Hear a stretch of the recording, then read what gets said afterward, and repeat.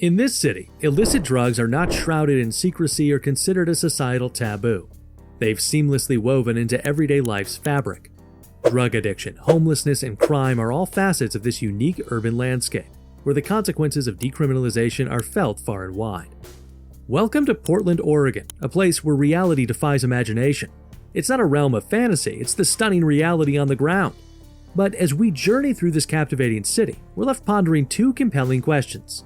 What happens when a city casts aside the chains of societal taboo? And how does this transformation impact the lives of those who call it home?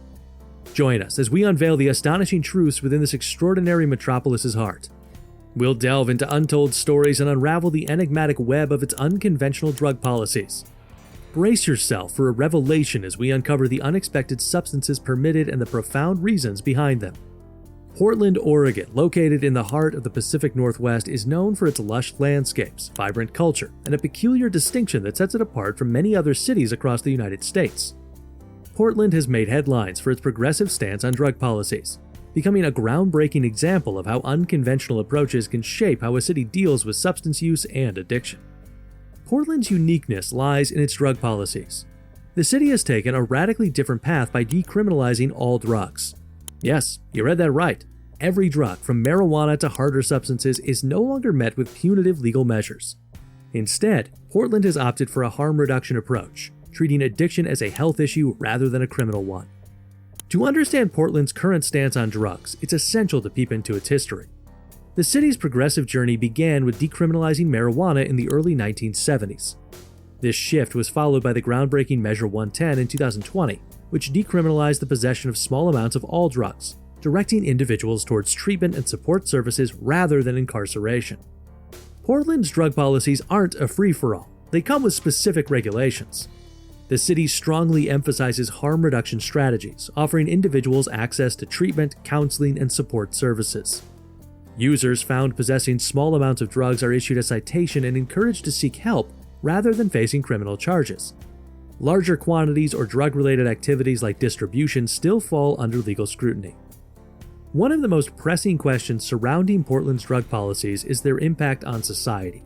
Critics argue that decriminalization may increase drug use or public safety concerns.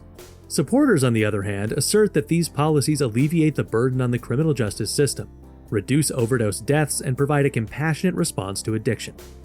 Portland's unique drug policies also intersect with its diverse population. The city is home to many communities, each with its perspective on these policies. Interviews with residents and advocates reveal a complex tapestry of opinions, experiences, and emotions surrounding the issue. Portland has long been associated with a culture of creativity and open-mindedness. Its approach to drug policies has further cemented this identity. The city embraces a sense of exploration and acceptance, attracting artists, activists, and individuals who value its unconventional ethos. Portland's drug policies aren't just about legalization, but are also heavily focused on harm reduction and public health. The city has embraced a progressive approach to mitigating the risks associated with drug use. Needle exchange programs, supervised injection sites, and easy access to naloxone, a medication that can reverse opioid overdoses, are all integral to the city's harm reduction initiatives.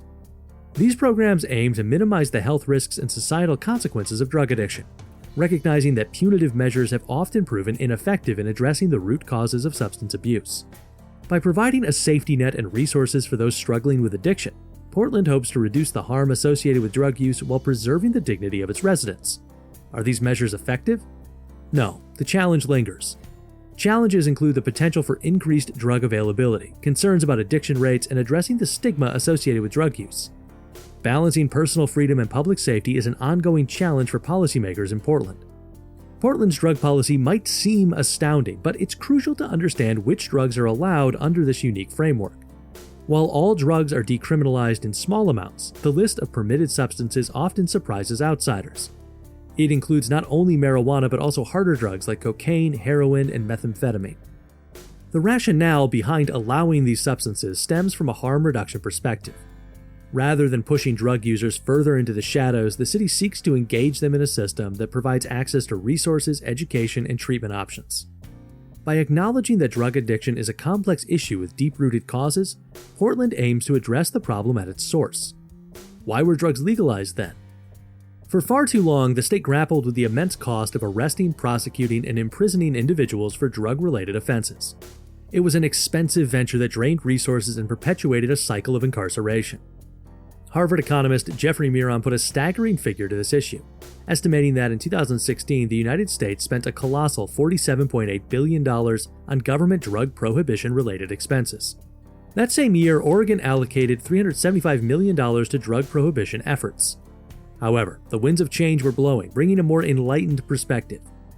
Oregon recognized that there's a more cost-effective strategy, a strategy grounded in compassion and pragmatism.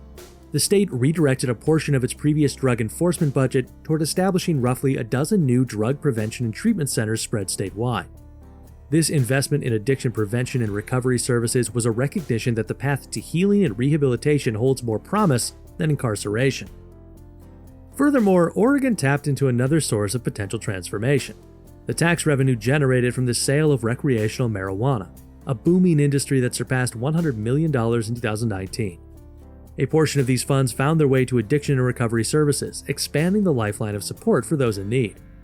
Between 2017 and 2019, Oregon allocated approximately $470 million to substance abuse treatment, highlighting the commitment to addressing the root causes of addiction rather than merely punishing its consequences.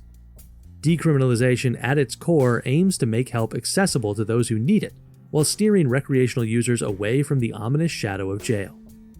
But the shift goes beyond financial prudence. It's a moral reckoning, acknowledging the racial and ethnic disparities that have long plagued drug enforcement. Despite similar rates of illegal drug use across races in the United States, people of color have borne the brunt of arrests and imprisonments for drug-related offenses. The disparity has perpetuated a grave injustice that cannot be ignored. The discretion exercised in drug enforcement and sentencing has been a silent architect of racial injustice, making drug prohibition a leading cause of the incarceration of people of color in the United States. This profound realization has sparked unity among Americans across the political spectrum, all demanding change. With the chains of drug policing loosened, law enforcement agencies can now repurpose their resources toward crime prevention and resolving violent offenses like homicide and robbery. These cases demand extensive investigation time and effort, and a shift in focus could foster a renewed trust between law enforcement and Oregon's diverse communities.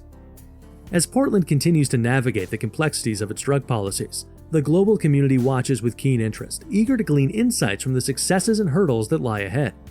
What are your thoughts on drug decriminalization in Oregon? Do you believe it should be upheld or reconsidered? Share your perspective with us in the comments below.